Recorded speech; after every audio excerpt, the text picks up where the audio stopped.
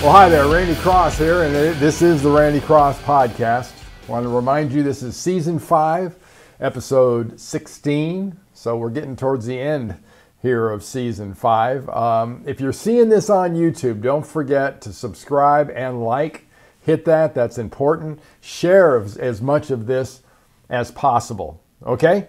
Hey, I want to let you know this week's guest is Cole Cubelic, former Auburn offensive lineman, current ESPN college football analyst. He's both in the booth and on the sideline and does a lot of local radio down there in Alabama. So he's going to be fun to talk to. Talked about a lot of O-line stuff, which is close to my heart, a little college football stuff, and also some NFL. So let's get to it, and let's talk to Cole Cubelic.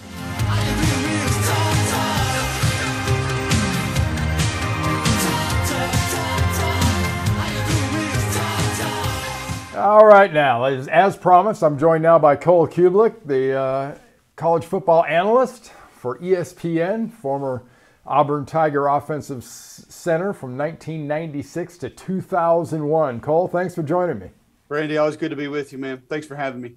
It's no problem. I didn't add the whole, you're also involved in the Joe Moore Award and have been from the very beginning, another great thing that goes on. And you've also got a couple other jobs, one of which is, radio. One of the things I used to do. That's a lot of fun, isn't it, radio? I love it. Yeah, it's, I do a show in Birmingham on WJOX with Greg McElroy each morning during the week.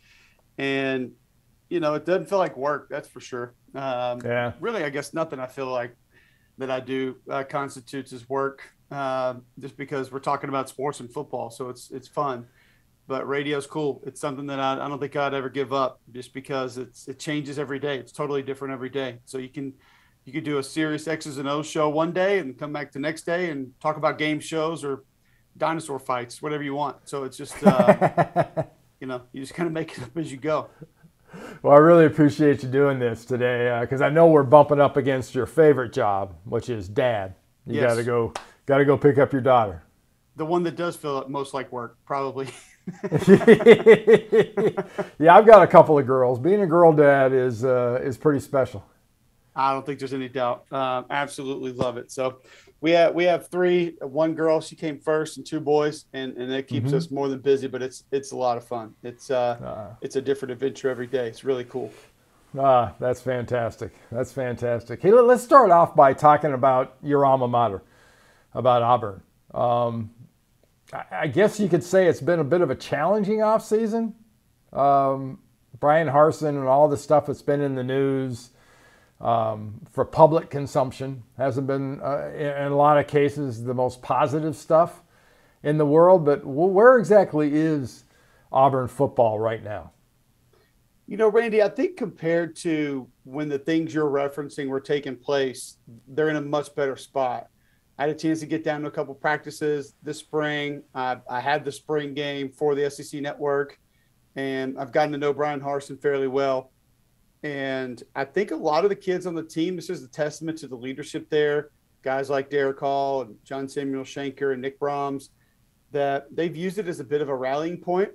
And I think it's motivated them essentially to say, hey, we're going to have to go out and win games or this stuff might not stop. And the only way to really shut these people up is to go out and have a successful season.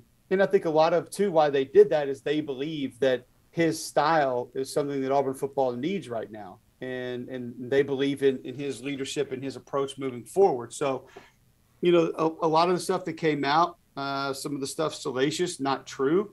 Yet we know how today's media operates with message boards and social media, that a lot of folks want to take things like that and run with it. And then there were some things that I think were maybe true, but some of that truth was stretched. And for example, you take one player who didn't really play, transfer somewhere else, and says he was mistreated, and all of a sudden people want to paint the entire team with that, or the entire coaching staff with that, which you and I both know that there are guys that don't feel like they got a fair shake and don't feel like that they were treated appropriately. But that doesn't necessarily mean that they were harmed in any way or they were degraded in any way. It's just that they felt like they should have been playing and they weren't. And that's probably at a totally different level in college football right now than it's ever been. So there's a lot of things that were contorted, twisted. There's some things that were true. Most things were not. And unfortunately, there was, I think, one guy that just kind of wanted him out and probably didn't want him there from the get-go and felt like the door had been cracked and he was going to try to take advantage of it, and it blew up in his face because the school goes and investigates. There's nothing really there. I mean, listen, just because a coach doesn't get along with one of his assistants or just because a player didn't play and thought he should doesn't mean that an entire organization is being run improperly. And that's what a lot of people wanted to believe based on the information that was presented. And I think the end result showed that there was nothing there. And so there was nothing really that could be done. Yeah, of the new days of the transfer portal, being butthurt is almost a major. Yep. It's wild. It's, and that's the thing is the word transfer when I played, and you mentioned 96 to 2000, it was almost a death wish. Your career was pretty much done. You could count on one hand the guys that had gone to play somewhere else from a Power 5 school to another Power 5 school that ended up being successful. There just weren't many. And I saw it firsthand. We had a kid that I went to high school with right here in Homewood, Alabama. His name was Robert Davis. He's still the best high school football player I've ever seen in my life. He signed with LSU. First game as a freshman. I think he went for 173 against a wrecking crew defense, Quentin Coriat and those guys, and got sideways with Curly Hallman. Transferred home, was going to play at UAB. They were just getting started, going to Division I. Never really heard from him. Just kind of didn't happen. And so we had those life lessons of, you might think the grass is greener, but it just hardly ever worked out for whatever reason. Mm-hmm. Now I think there are so many more examples of guys who have worked out, whether it's Jamison Williams or Joe Burrow or Cam Newton, for different reasons and different circumstances and whatever, that guys just look at it and say, oh, yeah, this is definitely going to be better for me. And those reasons can be a lot of things, as you stated, whether it be disagreement with a coach, playing time, different scheme, coaching change, just flat out don't like the environment, don't like the people that you're around, want to be closer to home. It's funny how we've kind of this metamorphosis of what transferring was, where I mentioned you had 1 in a million. And then we get to sort of the graduate transfer where, that rule's put in place and guys used it appropriately. And guys like Russell Wilson made it great and had great careers off of it. Then we had the waivers that came in and, grandma's sick. Come to find out, grandma actually wasn't closer to campus than the previous school was a lot of the time. But that was a loophole that you could utilize to be able to get through and go play somewhere else and not lose eligibility, to where now, after Thomas Mars sort of became the ambulance chaser of college football and the NCAA backed down to all of his lawsuits, and so instead went and hired him, which is actually really smart on their part, said, hey, how do we stop this guy? Oh, give him a job here at Indianapolis and he'll leave us alone. To now it's just, it's a free-for-all. And whether you lost a game a fortnight, or your girlfriend broke up with you, or you hate your coach, or your coach left, anything and everything are reasons for guys to get out. I think I saw 3,600 kids this year have hit the portal. And I wonder sometimes, Randy, how far down the road are we going to have to get more of those instances of, this didn't work. This wasn't the best move. This wasn't best for this guy. And it's very difficult because so many instances are so different. Some guy, it might be totally legitimate and he's given it 3 years and it's just not working out. Or a guy whose coach did leave and a new coach was hired. We can all understand that. If you're a 4-3 defensive end and a guy comes in saying he's going to run a 3-4, he's going to slide you down inside, and that's not what you do best. Yeah, probably better suited for you to go play somewhere else. So, if you're a fullback and Mike Leach is coming in to run the air raid, what the hell are you going to do? It's just there's no reason to stick around. So, there's a lot of them that are totally relevant and have a lot of meaning. But then I think we all also realize that there are a lot of these that are just quick, brash, emotional decisions, and we'll never know what was on the other side of it. We'll never know what would have happened if guys would have stuck it out. Yeah, my point of view is a little bit different. Obviously, I'm sort of experienced. Another way to say old, but it always sounds like quitting to me. Especially you get these guys that go there their freshman year, they don't draw a breath. and suddenly they're going to go transfer somewhere else. Well, you didn't play there, and now you're going to transfer somewhere else, and now we add into the NIL formula. So now you're talking about a boatload of money in some cases. You mentioned, having sort of bumpers and rules and maybe squeezing this a little bit from the standpoint of putting some parameters on it. NIL is wild, wild west on top of, the whole transfer process. No, in the NIL, there will be no backing up. There's no backtracking. There's no going back. There's no bumpers. There's no rules. Because as soon as you do, the NCAA is going to get sued, and they know that. And they are sprinting from lawsuits right now. They want no part of any sort of legal action against them. So they're not going to touch that. Now, the portal, I think, is something that I think that the college football calendar could easily be changed. And you move signing day back to where it was originally. That keeps guys from doing exactly what you just said, quitting on their teams with a game or 2 games or 3 games left, or, at the end of the regular season, bolting before a bowl game. And even though I don't like it, I understand why they're doing it. And even though I understand it, I don't like it. They want to secure their spot. Max Johnson left LSU. He wanted to make sure he had a spot at A&M. He just, and so from the timeline perspective, that's understandable. But if signing day is pushed back and there's no early signing period, which if we really go back and look at it, early signing periods accomplished almost nothing. If anything, it's just made for more headaches. And it's made coaches' jobs more difficult because now they're trying to wrap up these classes while the season's going on and getting ready for bowl games. And guys are deciding if they're going to go to the NFL and finals and the whole deal. When if we'd have just left this thing the second week of February, first week of February, none of that stuff's going to happen. And then guys can decide after the bowl games or even after the regular season that they're going to leave. But, you get a kid with 2 games left. I don't care if your ACL's torn or if your arm fell off, or if you're healthy and been playing every game, you decide to leave to go get another spot, you quit on your team. There's no other way to talk about that. It's the same thing with guys that sit out bowl games. I'm not mad at you for doing it, but don't try to convince me you didn't quit on your team, because you did. You helped get them there. You were a part of that team, and now you're walking away. So when in doubt, refer to it as a business decision. Sure. And there are business decisions in which people have quit every day of that this planet has been in existence. So it still is what it is. But I think adjusting the calendar is the only thing that we can do to even slow any of this down at all, because we're going to need what you discussed a little bit earlier, those examples of guys that it didn't go well for, and those have not been put to the forefront right now. And it needs to be for 13, 14, 15, 16-year-old kids right now, because those are the ones, that's the next wave of recruits. And until they see that there is another side of this that might not be so great, instead of just Joe Burrow accepting the Heisman and going number 1 overall, or Jamison Williams being the first receiver off the board, whatever they are, Henry To'oTo'o leading Alabama in tackles, there's no reason for them not to go and think that it's going to be somewhere else. That's crazy. Well, to me, it's kind of hard to believe, and it's going to be true, I believe. Arch Manning will probably make more money before he ever steps on the field wherever he goes than Peyton probably did in his rookie contract.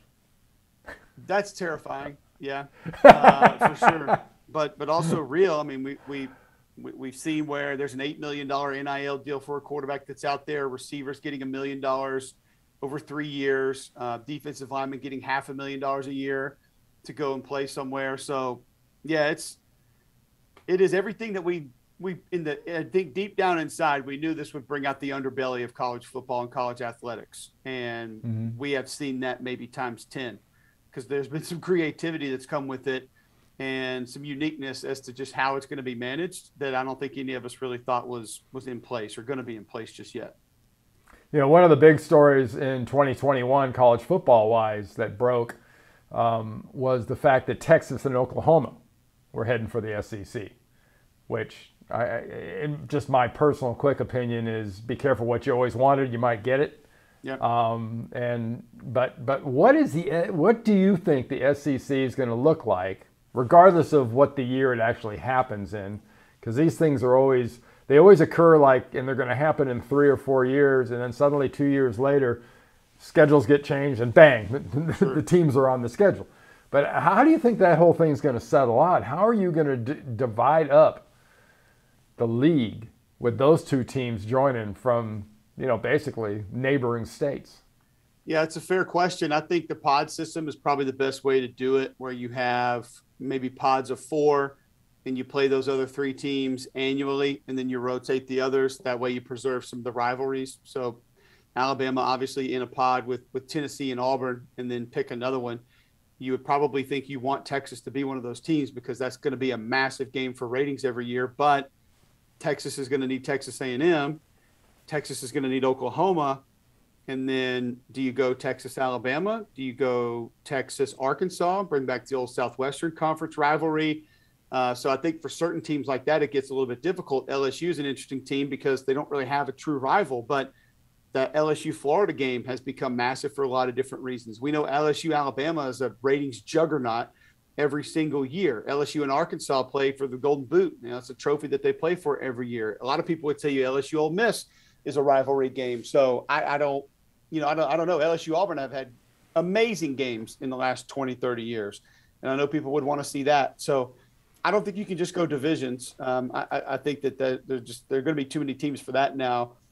But I think you'll probably look at a pod system in the SEC championship game ending up being just the 2 best teams in the league instead of maybe the East and the West. It's got to be the way that I see it. And then just to kind of take it a step further, I think that this is, I'm not going to say the first, because I think when the BCS era ended, that was sort of the first step. Maybe when the BCS was created, that was really the first step. But this is the next big step in a portion of college football pulling away. And I said in 2013, I went to the Florida State Auburn game, that BCS title game, when the college football playoff was coming the next year. And I remember walking out of that stadium, and I looked at one of my teammates that was with me. I said, there goes college football as we know it, man. It's over. I said, it's not coming back. And he asked what I meant. And I said, this is the beginning of a portion of college football pulling away. They're not going to want to share that money anymore. They're going to see how much revenue is there. They're going to look at the group of 5 in the FCS and probably a small portion of the Power 5 and say, why are we – I know it's only 10%. And you can look at it as, well, it's 10%, 8%. That's not that much. Well, 10% of $2 or $3 billion actually is a lot.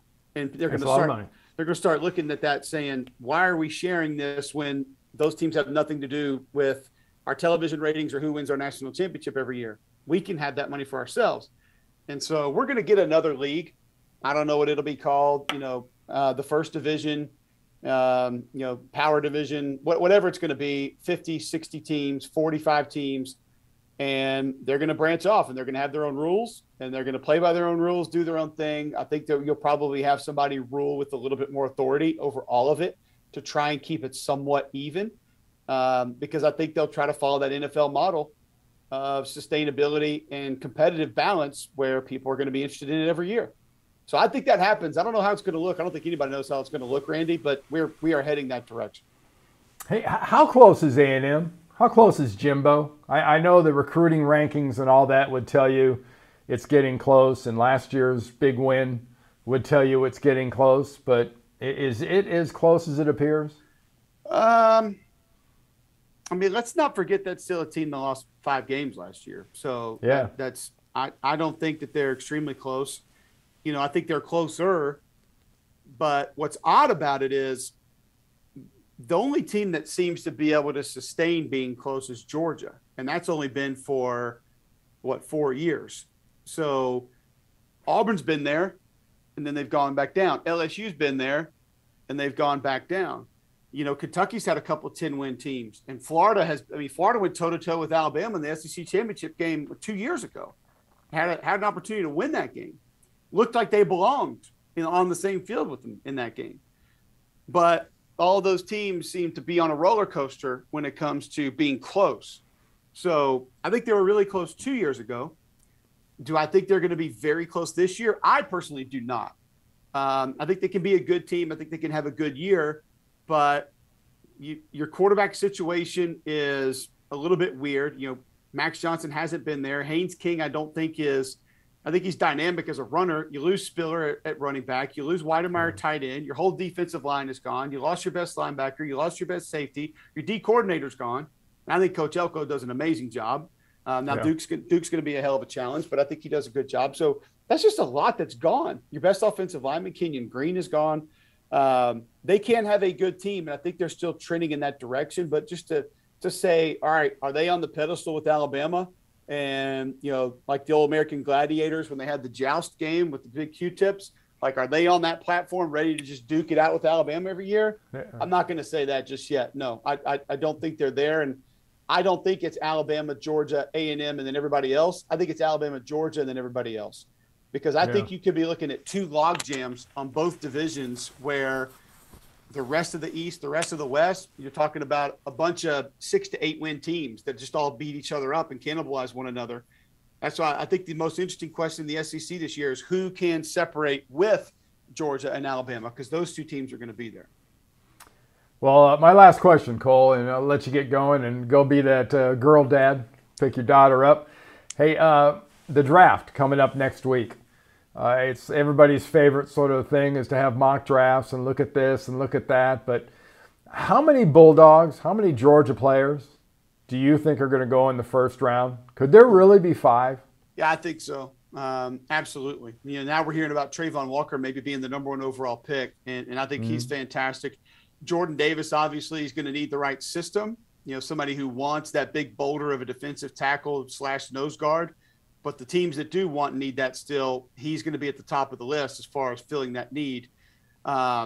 You've got maybe the best linebacker in this draft that I think when you talk about playing sideline to sideline and a guy that just absolutely gets it. Now, some people would say he had a lot of protection up front, but I still think that he offers you a lot as far as what you're going to be able to get. So I think at least 4 are going to be off the board in the first round, and you'll have a couple of guys knocking on the door. So, and the crazy thing is that they might have a top 10 defensive lineman off the board again next year.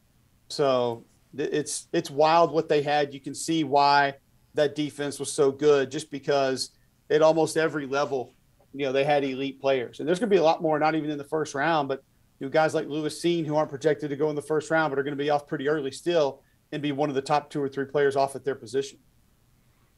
Yeah. I'm a little biased about everybody but first rounders. We get so focused, especially on the whole for sure. Social media. I mean, I guarantee you there are 200 college football players right now that are being told they're first round picks, and there's only 32 damn teams. Come on, son, do the math. Yeah, not even all those teams are going to have a first round pick. So yeah, it's crazy. But I kind of think like where you're going right there is I think running back is the perfect depiction of that. Because we're just hardly ever going to get first-round running backs anymore. But you've got such a crowded group that are guys that can come in and play and be great. Like Brian Robinson out of Alabama. He's going to go play. Jerrion Ealy out of Ole Miss is going to be more of a move, hybrid, Alvin Kamara type guy. You look at a Breece Hall out of Iowa State. I think he's a plug-and-play starter on almost every team in the NFL. He would be my first running back off the board. And there are other people that I've seen that have him as the 5th or 7th running back off the board.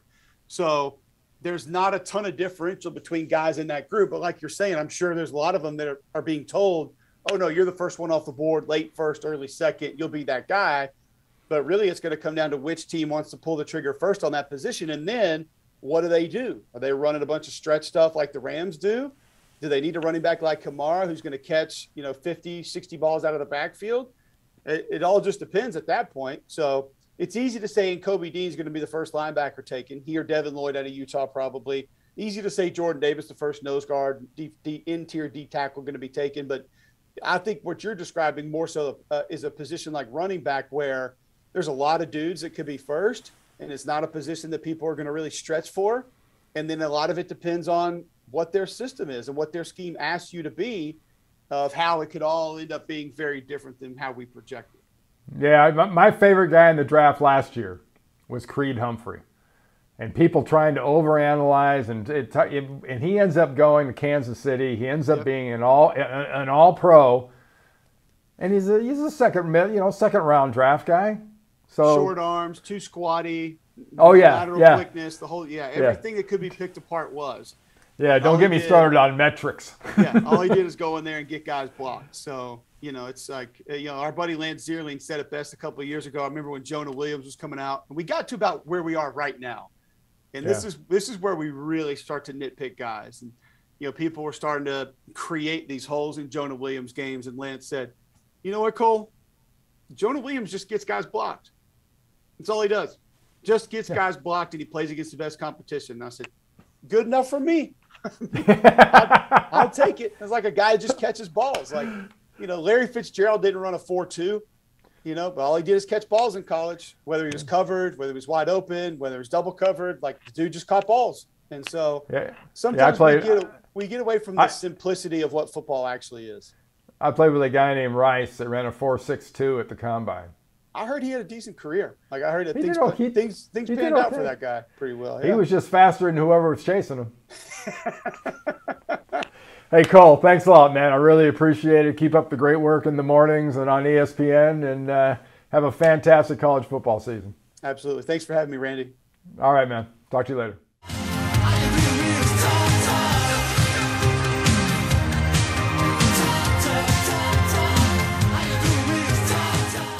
As usual, always nice to check in with an offensive lineman. The big guys with all the brains. But I'm a little biased when it comes to that. Hey, before we go into the social media and everything else on that side, just a little personal note.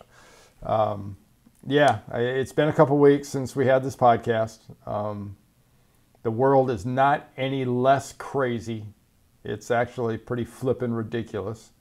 Our country, it isn't lost, but it's wandering. Let's put it that way.